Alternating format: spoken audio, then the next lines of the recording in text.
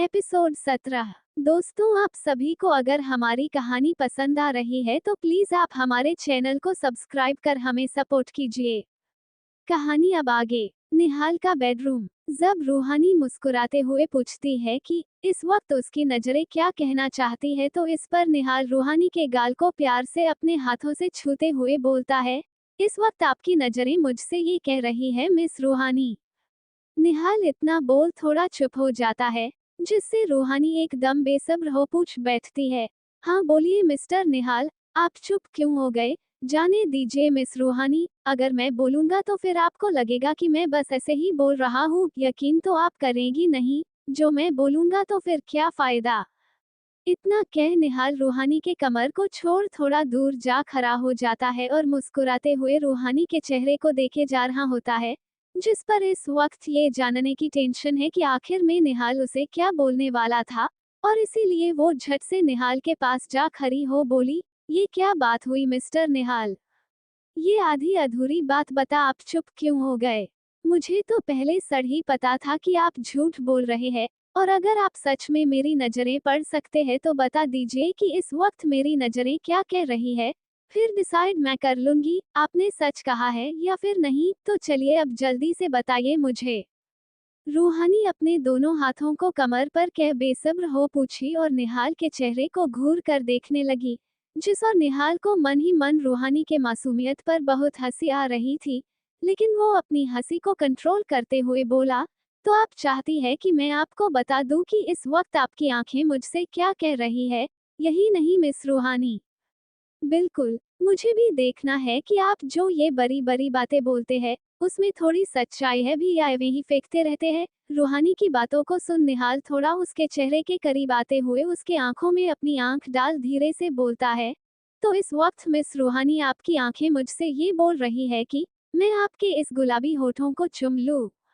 जैसे ही निहाल इतना बोलता है, रूहानी जो अब तक एकदम निहाल के आंखों में देखे जा रही थी, झट से अपनी नजरें उससे हटा दूसरी तरफ कर लेती है और निहाल के सीने पर हल्के हाथों मुक्का मारते हुए बोलती है, सो चिप मिस्टर निहाल, आपको ना हर वक्त बस यही सब सूझता रहता है। वैसे आओ की जानकारी के लिए बता देती हूँ कि मेरी नजरें आपसे ऐसा वैसा कुछ भी नहीं बोल रही थी। वो तो आपके दिमाग में ही हर वक्त ऐसा वैसा चलता रहता है। मैं जा रही हूँ, आप यहीं बैठकर ख्याली पुलाव पकाते रहिए। सच बात तो ये थी कि जब रूहानी निहाल की बातों को सुनती है तो उसे बहुत शर्म आ जाती है और इसीलिए वो कमरे से जाने लगती है। लेकिन निहाल इतने आसानी से उसे नहीं जाने देने वाला था। इसीलिए वो झट से रूहानी के कलाई को पकड़ उसे अपने तरफ खींच लेता है, जिससे रूहानी सीधे निहाल के बाहों में जा पहुंचती है और निहाल अपने दोनों हाथों से रूहानी को कसकर पकड़ बोलता है, मैंने तो आपको पहले ही बोला था मिस रूहानी कि आप मेरी बातों पर यकीन ही नहीं करेगी। इसीलिए तो मैं नहीं बता रहा था आपको। देखिए आओ की नजरें बेसब्र होकर मुझसे ये अबेट अभी भी बोले जा रही है और आप है कि झूठ बोल रही है। मैं बता रहा हूँ मिस रूहानी, अगर मैंने अभी आपको किश नहीं किया ना तो आप दिन भर चैन से नहीं रह पाएंगी। आपको रह रहकर मेरी ही याद सताएगी।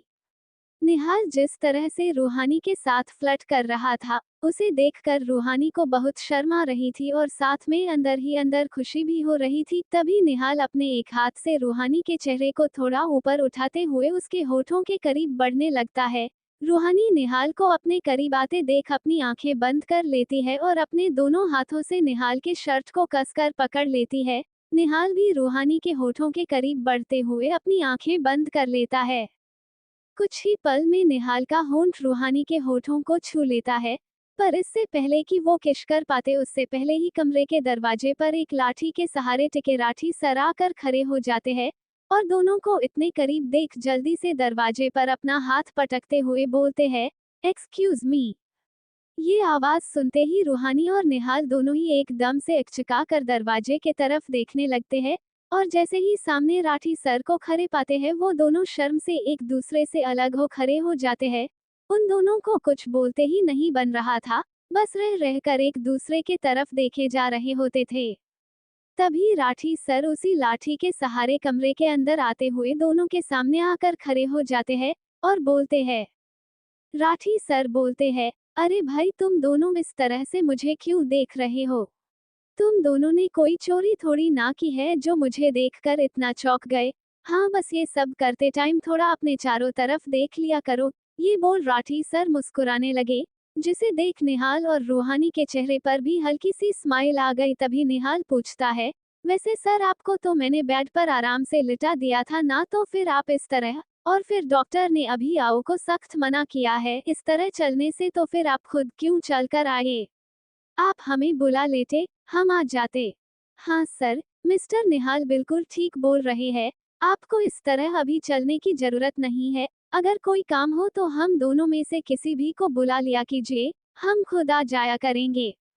मैं जानता हूँ कि तुम दोनों को मेरी बहुत ज्यादा फिक्र है, पर मैं अब ठीक हूँ, तो इतना परेशान होने की कोई जरूरत नहीं है। वो मुझे तुम दोनों से कुछ जरूरी बात करनी थी, तो मैं खुद ही यहाँ पर चला आया। राठी सर की बात सुन निहाल और रूहानी थोड़ा सोच में पड़ गए और हैरानी हो एक दूसरे के तरफ देखने लगे। फिर एक साथ ही पूछ पड़े, ऐसी कौन सी बात करनी थी आपको सर, जो आप यहाँ पर खुद ही चल कर आ गए? कोई सीरियस बात है क्या? नहीं गाइस, ऐसी परेशान होने वाली कोई बात नहीं है। मैं बस ये बात करने के लिए आया हूँ कि कल रूहानी का एग्जाम है और इन 2 दिनों में मेरे एक्सीडेंट के वजह से तुम दोनों पूरी तरह अपने काम से डिस्ट्रैक्ट हो गए हो। पर रूहानी, मैं बिल्कुल भी नहीं चाहता हूँ कि तुम मेरी वजह से अपने एग्जाम में कम मार्क्स लाओ या फिर एग्जाम पर कम ध्यान दो। सर, मुझे पता है कि आपको मुझसे बहुत उम्मीद है, और मैं सच में आपसे प्रॉमिस करती हूँ कि मैं किसी भी वजह से अपने एग्जाम को खराब नहीं जाने दूंगी। मैं रात में एक बार सारा रिवीजन फिर से कर लूंगी। डोंट वरी, रूहानी एक प्यारी सी स्माइल चेहरे पर लिए बोली, जिसे सुन राठी सर थोड़ा खुश होते हुए बोले, मुझे पता है रूहानी, तुम अपना बेस्ट ही दोगी। अच्छा, अब तुम्हें जो भी काम करना है उस सब को जल्दी से निपटा लो, और रात में मेरे कमरे में किताब लेकर आ जाना। मैं तुम्हें एक बार बता दूंगा किन किन टॉपिक का रिवीजन करना है तुम्हें। जरूर सर, रूहानी को समझाने के बाद राठी सर कमरे से चले गए और उसके जाते ही रूहानी झट से कमरे से जाने लगती है। लेकिन तभी निहाल रूहानी को पीछे से बोलता है, ऑल द बेस्ट मिस रूहानी। निहाल की आवाज को सुनते ही रूहानी उसके तरफ पलट देख थोड़ा सैड हो बोलती है, सॉरी मिस्टर निहाल, आपको हर बार मेरे तरफ से निराशा ही मिलता है, पर मैं क्या करूं? रूहानी अभी अपनी बात बोल ही रही थी कि तभी निहाल उसके होठों पर अपनी उंगली रखते हुए बोला, बस मिस रूहानी, अब और आप ये सब बातें बोलकर मुझे पराया फील मत करवाइए। वैसे राठी सर ने बिल्कुल ठीक ही कहा है, कल आपका एग्जाम है और ऐसे में अगर मैंने आपको इन सब से डिस्टर्ब किया तो फिर आपका एग्जाम खराब हो सकता है। इसीलिए आप ये सब सोचना बंद कीजिए और अपन पूरा का पूरा ध्यान अपने रिवीजन और लगाइए। इन सब के लिए तो पूरी लाइफ है ही। निहाल को इतना समझदारी वाली बातें करते देख रूहानी से रहा नहीं गया और वो झट से उसके गाल पर एक प्यारा सा किश करते हुए बोली, आप बहुत ज्यादा स्वीट हो मिस्टर निहाल, आप हर बार अपने बातों से मेरा दिल जीत लेते हैं। फिलहाल इससे एक काम चला लीजिए। इतना कह रूहानी वहां से चली जाती है और निहाल बस उसे मुस्कुराते हुए जाते देखता रह जाता है। जब रूहानी चली जाती है तो निहाल भी अपने ऑफिस जाने की तैयारी में जुट जाता है।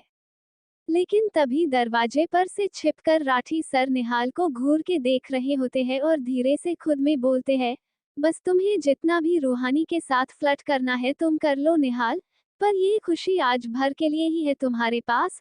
कल एग्जाम के बाद रूहानी तुमसे कभी भी नहीं मिलेगी, क्योंकि रूहानी सिर्फ और सिर्फ मेरी है। रूहानी को छूने का, उसे प्यार करने का हक सिर्फ मेरा है, और ये बात कल मैं उसे बता भी दूंगा। फिर मेरी रूहानी और मैं एक साथ अपनी जिंदगी की शुरुआत करेंगे। राठी सर ये सब खुद में बोल एक डेविल भरी स्माइल दे वहां से चले जाते हैं। इधर रूहानी जल्दी जल्दी किचन का सारा काम निपटा रही होती है, ताकि वो अपनी पढ़ाई का रिवीजन भी कर पाए। रूहानी सभी को नाश्ता करा देती है, निहाल भी ऑफिस के लिए निकल जाता है। उसके बाद रूहानी अपना किताब ले गेस्ट रूम के तरफ चल पड़ती है, लेकिन सबसे नजरें बचाकर कि कहीं उसे कोई देख ना ले किताब में साथ। खुराना मेंशन। लगभग 11 बज रहे थे। रूहानी सभी से नजरें बचाकर राठी सर के कमरे में अपने किताब से साथ जा पहुंची। राठी सर, आप क्या कर रहे हैं? रूहानी कमरे के अंदर जाते हुए पूछी, क्योंकि जब वो अंदर गई तो राठी सर अपने बेड पर आराम करने के बजाय शीशे के पास खड़े कुछ कर रहे थे, लेकिन जैसे ही उन्होंने रूहानी की आवाज सुनी, उनके हाथ में कुछ था जिसे वो झट से अपने पैंट्स के जेब में डालते हुए उसके तरफ मुड़ खड़े हो गए और बोले, कुछ नहीं रूहानी, वो तो मैं बस अपने बाल बना रहा था। वैसे तुम्हारा सारा काम खत्म हो गया ना? चलो अब आओ, बैठकर कुछ रिवीजन कर लो। जी सर। रूहानी इतना बोल बेड पर अपने किताब के साथ बैठ जाती है और पूरे मन से पढ़ने में जुट जाती है। राठी सर उसके सामने आकर बैठते हुए उसे बड़े ही अजीब तरह से घूरे जा रहे होते हैं, जिससे रूहानी पूरी तरह से बेखबर बस अपने रिवीजन में लगी होती है। अभी वो कुछ ही देर पढ़ पाती है कि तभी अचानक से उसके कान में वसुंधरा जी के चीखने की आवाज सुनाई दे जाती है। वो आवाज सुनते ही रूहानी एकदम से घबरा जाती है और बेडौर से उठ खड़ा हो बोलती है भगवान, ये तो बस माँ की आवाज थी, वो इस तरह से क्यों चीखी? अभी राठी सर रूहानी को रोक पाते या कुछ पूछ पाते उससे पहले ही रूहानी कमरे से तेजी में दौड़ते हुए निकल गई। उसे इस तरह से जाते हुए देख राठी सर को बहुत ज्यादा ही गुस्सा आ गया, जिस वजह से वो वही टेबल पर रखे वाश को उठा नीचे फर्श और फेंक देता है और उन्हें हाथों को मुट्ठी बनाते हुए खुद में कहता है, ये सारे के सारे मुझे मेरे रूहानी से दूर करने का कोई भी मौका नहीं छोड़ते हैं। जब तक वो निहाल का बच्चा घर में रहता है हर वक्त मेरी रूहानी के आगे पीछे मंडराते रहता है, और अभी जब वो नहीं था तो उसके ये परिवार जी तो करता है सभी को एक साथ ही मार डालूं। पर नहीं, मैं ऐसा कुछ भी नहीं करूंगा। मुझे मेरी रूहानी के साथ एक हैप्पी लाइफ जीनी है और इसीलिए मैं इन सब को बस एक और दिन बर्दाश्त कर लूंगा। इतना बोल राठी सर भी धीरे धीरे कर कमरे से बाहर के तरफ जाने लगे। इधर रूहानी जब हॉल में पहुंची तो सीढ़ियों से नीचे गिरी बुआ माँ को देख उसके तो होश ही उड़ गए और वो जोर से चिल्लाते हुए उनके तरफ दौड़ पड़ी। बुआ माँ आपको ये क्या हो गया? माँ, राखी, अनु जल्दी से आओ, देखो ने बुआ माँ को क्या हो गया। रूहानी रोए जा रही थी और वसुंधरा जी के सर को अपने गोद में रख उनके सर पर से भी रहे खून को रोकने की कोशिश की जा रही थी, पर उसकी कोशिश नाकाम जा रही थी, क्योंकि वसुंधरा जी को इतना ज्यादा जोर से चोट लगा था कि उस वक्त से उसके सर से खून निकलना बंद ही नहीं हो रहा था। तब तक बाकी के सारे लोग भी वहां और आ पहुंचे और जैसे ही वसुंधरा जी को इस हालत में देखी सभी रोने लगे। रूहानी बहू, ये जीजी को क्या हो गया? ये कैसे हो गया? अभी तो निहाल भी घर पर नहीं है, अब हम क्या करेंगे? जीजी को कैसे बचाएंगे? जब रूहानी अपनी सासू माँ की बात सुनती है तो वो खुद को हिम्मत देते हुए बोलने लगती है, नहीं माँ, मैं बुआ माँ को कुछ भी नहीं होने दूंगी, मैं इन्हें हॉस्पिटल लेकर जाऊंगी। राखी, अनु, तुम दोनों मेरी हेल्प करो बुआ माँ को उठाकर गाड़ी में बिठाने में। पर रूहानी बहू, तुम गाड़ी चलाओगी? क्या तुम्हें कार ड्राइव करना आता है? हाँ माँ, मैं गाड़ी चला सकती हूँ। आप ये सब इस वक्त छोड़िए और बस किसी तरह बुआ मे को गाड़ी में बिठाने में मेरी मदद कीजिए। रूहानी जैसे तैसे वसुंधरा जी को कार के पीछे वाली सीट पर लिटाती है और खुद आगे ड्राइविंग वाली सीट पर बैठ जाती है। पीछे बुआ माँ को पकड़े हुए राखी और रुक्मणी जी भी बैठ जाती है। तभी रूहानी अनु से बोलती है, अनु, हम हॉस्पिटल निकल रहे हैं, लेकिन तब तक तुम यहीं पर रुक मर मिस्टर निहाल को कॉल कर हॉस्पिटल आने को बोल देना। ठीक है भाभी, मैं अभी कॉल करती हूँ भाई को। रूहानी इतना बोल अपनी आंखें बंद कर भगवान का नाम लेती है और कार स्टार्ट कर वहां से निकल जाती है। हॉस्पिटल लगभग 15-20 मिनट तक ड्राइव करने के बाद वो सभी हॉस्पिटल के बाहर आ पहुंचते हैं और रूहानी तेजी में कार से निकलते हुए हॉस्पिटल के अंदर स्ट्रेचर लाने चली जाती है। डॉक्टर, डॉक्टर बाहर मेरी बुआ माँ बहुत ही सीरियस है, प्लीज जल्दी से उसका इलाज शुरू कीजिए प्लीज डॉक्टर। रूहिणी बार बार सभी डॉक्टर को, नर्स को बोले जा रही पर कोई भी उसकी बातों पर कुछ ज्यादा ध्यान नहीं दे रहा था। जब रूहानी ये नोटिस करती है कि कोई भी उसकी बात को सुनने तक को तैयार नहीं है तो वो हॉस्पिटल के रिसेप्शन के पास जा खड़ी हो जाती है और वहां पर रखे कांच के गिलास को अपने हाथ में उठा जोर से जमीन पर फेंक देती है। जब रूहानी देखती है कि कोई भी उसकी बातों पर ना तो ध्यान दे रहा है और ना ही सुनने को तैयार है तो उसे बहुत गुस्सा आ जाता है और वो कांच का गिलास नीचे जमीन पर जोर से फेंक देती है, जिसका आवाज सुनते ही सभी नर्स और डॉक्टर उस तरफ देखने लगते हैं। उसमें से एक डॉक्टर गुस्से में उसके पास जा बोलता है, आर यू मेड? क्या तुम्हारा दिमाग खराब है जो इस तरह हॉस्पिटल में बदतमीजी कर रही हो? जानती हो इस बदतमीजी के लिए मैं अभी तुम्हें अरेस्ट करवा सकता हूँ। अच्छी तरह से जानती हूँ डॉक्टर, और भला आप कर भी क्या सकते हैं। हम आम लोग आपको भगवान मानकर आपके पास आते हैं अपनों की जिंदगी को बचाने के लिए, पर नहीं, आप जैसे बड़े डॉक्टर को भला हम आम जिंदगी की कहाँ ही फिक्र होंगी। आप तो पैसे कमाने के लिए ये जॉब करते हैं ना, लोगों की जिंदगी बचाने के लिए थोड़ी। रूहानी की इस तरह की बेतुकी बातों को सुन वही खरी नस तुरंत उसके पास आ उसका हाथ जोर से पकड़ लेती है और गुस्से से उससे कहती है, तुम्हारी इतनी हिम्मत कि तुम डॉक्टर से इस तरह से बात कर रही हो, तुम चलो यहाँ से। डॉक्टर आई एम सॉरी, पता नहीं ये लड़की कहाँ से आ गई यहाँ पर तमाशा करने के लिए, पर आप परेशान मत होइए, मैं इसे अभी बाहर का रास्ता दिखाकर आती हूँ, चलो तुम यहाँ से। वो नज इतना बोल गुस्से में रूहानी के हाथ को जोर जोर खींच वहां से लेकर जाने लगी, लेकिन अभी रूहानी अपनी बात को जारी रख पाती उससे पहले ही डॉक्टर बोल प्रत्येक है, नस छोड़ दो इनका हाथ।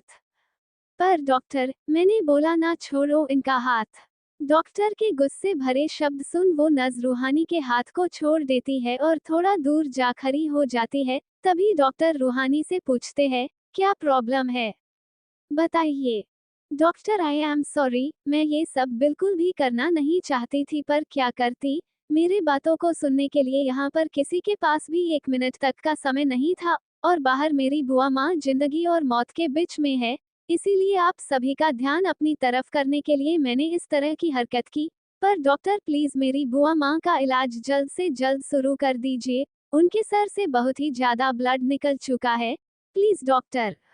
रूहानी जब अपनी बात रखती है तो डॉक्टर गुस्से से नर्स और वार्ड बॉय के तरफ देखते हुए बोलते हैं, क्या यही काम कर रहे हो तुम लोग? एक पेशेंट बाहर मौत के मुंह में खड़ा है और तुम लोग उसे बचाने के बजाय इसे ही यहाँ से निकालने में लगे हुए हो। अब मेरा मुंह क्या देख रहे हो, जल्दी से जाओ और उन्हें ऑपरेशन थिएटर में शिफ्ट कर, मैं तब तक सारी तैयारी शुरू करता हूँ।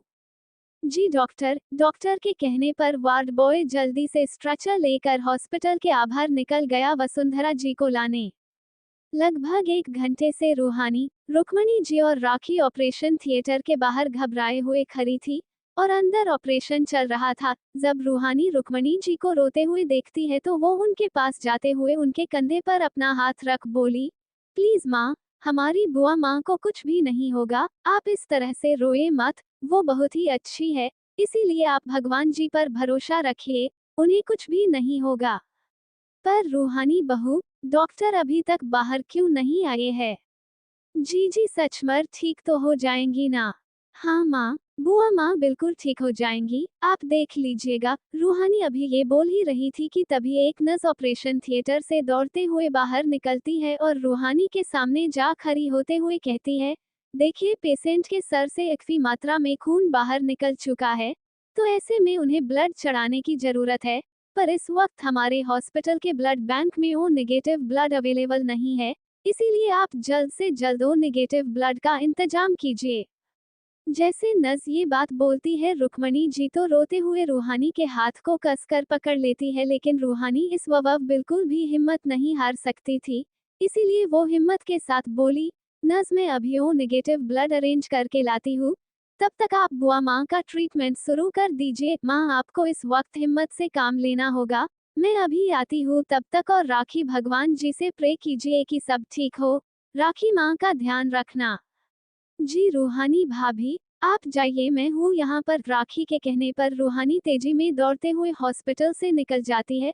उसके गए अभी कुछ ही मिनट हुए होंगे कि तभी निहाल अपनी कार से तेजी में निकल भागते हुए हॉस्पिटल के अंदर आ सीधे रुक्मणी जी के पास आ खड़ा हो गया और रोते हुए बोला, माँ, राखी ये सब कैसे हो गया? जैसे ही रुक्मणी जी अपने बेटे की आवाज सुनती है वो तुरंत बेंच पर से उठ खड़ी हो जाती है और निहाल के सीने से इजा लग रोने लगती है, बेटा जीजी ऑपरेशन थिएटर में है। जैसे ही रुक्मणी जी अपने बेटे की आवाज सुनती है वो झट से निहाल के सीने से जा लगती है और फुट फुट कर रोने लगती है। तभी निहाल उन्हें संभालते हुए कहता है, माँ आप इस तरह से क्यों रो रही है? हमारी बुआ माँ को कुछ भी नहीं होगा, इसीलिए आप ये रोना बंद कीजिए वरना आपकी भी तबीयत खराब हो जाएगी। राखी, मिस रूहानी कहाँ पर है? भाई, रूहानी भाभी ब्लड अरेंज करने के लिए गई है, अभी जस्ट निकली है, क्योंकि उस हॉस्पिटल में ओ नेगेटिव ब्लड नहीं था इस वक्त। अच्छा तुम माँ को संभालो, मैं जाकर मिस रूहानी को देखता हूँ। निहाल इतना बोल रुक्मणी जी को वही बेंच पर बिठा खुद बाहर जाने के लिए निकलने ही वाला था कि तभी डॉक्टर बाहर आते हुए एकदम सीरियस हो पूछे, क्या हुआ? आपने ओ नेगेटिव ब्लड का इंतजाम किया? देखिए इस वक्त पेशेंट की हालत काफी ज्यादा सीरियस है। अगर हम जल्द से जल्द उनका ऑपरेशन शुरू नहीं करेंगे तो उनको बचा पाना मुश्किल हो जाएगा। डॉक्टर की बात सुन निहाल घबरा तो बहुत गया, पर फिर भी वो हिम्मत रखते हुए बोला, डॉक्टर बस कुछ देर और, मिस रूहानी अभी आती ही होंगी ब्लड लेकर। कुछ देर डॉक्टर और, देखिए जितनी जल्दी ब्लड का अरेंजमेंट हो जाए उतना ही अच्छा होगा, वरना हमारा हाथ से सब कुछ फिसल जाएगा। आप जल्दी करिए। डॉक्टर इतना बोल वापस से ऑपरेशन थिएटर के अंदर चले जाते हैं और बाहर निहाल मन ही मन खुद में बोलता है, प्लीज मिस रूहानी आप जल्दी ब्लड लेकर आइए, यहाँ और बुआ माँ की हालत खराब होते चली जा रही है। इधर रूहानी बिना किसी गाड़ी के सड़क और तेजी में दौड़े चले जा रही थी और खुद में बड़ा भी रही थी, है भोलेनाथ बस आज मेरा साथ मत छोड़ना, मुझे इतनी हिम्मत दे दो जिससे हम होनी बुआ माँ की जान को बचा सके, उन्हें कुछ भी नहीं होने देना भोलेनाथ। ये गाड़ी भी नहीं मिल रही है, ऐसे दौड़ कर जाने में तो बहुत ज्यादा समय लग जाएगा। रूहानी खुद में बोले भी जा रही थी और दौड़े भी जा रही थी, लेकिन तभी अचानक से उसके सामने एक बड़ी सी सफेद रंग की कार रुक जाती है, जिस वजह से रूहानी के कदम एकदम से रुक जाते हैं। ये कार, रूहानी अभी आगे कुछ और सोच या फिर समझ पाती, उससे पहले ही कार का शीशा नीचा होता है और अंदर ड्राइविंग सीट और बेटे राठी सर अपना सर हल्के से बाहर निकाल बोलते हैं, रूहानी अब जल्दी से अंदर आकर बैठो। सामने राठी सर को गाड़ी के साथ देख रूहानी को एक पल को लगा जैसे भोलेनाथ खुद उसकी मदद करने के लिए आ गए हो, और वो एकदम से बिना देरी किए कार में बैठ जाती है और बोलती है, thank you so much Rathi sir, इस वक्त आप मेरे लिए बिल्कुल भगवान बनकर आए हैं। राठी सर मुझे ब्लड बैंक जाना है, प्लीज आप जल्दी से मुझ वहां पर ले चलिए। रूहानी तुम परेशान मत हो, मुझे ये बात पहले से ही पता थी इसीलिए मैं यहाँ पर आया हूँ। चलो इस वक्त हमें जल्द से जल्द ब्लड के कर हॉस्पिटल पहुँचना होगा। इतना कह राठी सर खुद ही कार ड्राइव करने लगे और कुछ ही देर में वो दोनों ब्लड लेकर वापस से हॉस्पिटल पहुँच जाते हैं। हॉस्पिटल के अंदर भागते हुए रूहानी तेजी में उस ऑपरेशन थिएटर के बाहर जा पहुँचती है और जोर से चिल्लाते हुए बोलती है, डॉक्टर हम ओ नेगेटिव ब्लड ले आए हैं। जैसे ही डॉक्टर ये बात सुनता है वो एक नर्स को बाहर भेज ब्लड लाने को बोलता है। वो नर्स भी जल्दी से बाहर निकल रूहानी के हाथों से ब्लड ले फिर से अंदर के तरफ चली जाती है। मिस रूहानी आप ठीक तो है ना? ये क्या आपके पैर से तो खून निकल रहा है, आप पहले यहाँ बेंच और बैठे, मुझे देखने दीजिए क्या हुआ है आपके पैरों को। मिस्टर निहाल मुझे कुछ नहीं हुआ है, मैं बिल्कुल ठीक हूँ, वो बस थोड़ा कुछ चुभ गया था इसी वजह से खून निकल गया, पर मैं ठीक हूँ। आप ठीक नहीं है मिस रूहानी, आप ये थोड़ा चोट बोल रही है, आंखों के पूरे तलवे जख्मी हुए पड़े हैं, क्या आप दौड़कर ब्लड लेने गई थी मिस रूहानी? रूहानी अभी कुछ बता पाती उससे पहले ही वहां राठी सर अपने लाठी के सहारे आ खड़े हो जाते हैं और निहाल को रूहानी के पैर को पकड़े देख अंदर ही अंदर बहुत ज्यादा गुस्सा भी हो रहा होता है, पर इस वक्त अपने गुस्से को अंदर छिपा झूठी फिक्र दिखाते हुए बोला, निहाल तुम सच बोल रहे हो, रूहानी दौड़कर ही जा रही थी, यहाँ तक कि उसके पैर में चप्पल तक नहीं थे। राठी सर आप यहाँ पर? तभी रूहानी बोल पड़ती है, आज सिर्फ और सिर्फ राठी सर की वजह से ही मैं बुआ माँ के लिए ब्लड ला पाई हूँ मिस्टर निहाल। जैसे ही निहाल ये बात सुनता है वो थोड़ा अचंभित हो रूहानी की तरफ देखने लगता है और पूछता है, राठी सर की वजह से? मैं कुछ समझा नहीं मिस रूहानी। तो दोस्तों आज के इस एपिसोड में हम अपनी कहानी को बस यहीं तक रहने देते हैं, आगे की कहानी को हम अगले एपिसोड में सुनेंगे। फिलहाल के लिए इसी तरह सुनते रहिए हमारे द्वारा लिखी स्टोरी अरेंज मैरिज।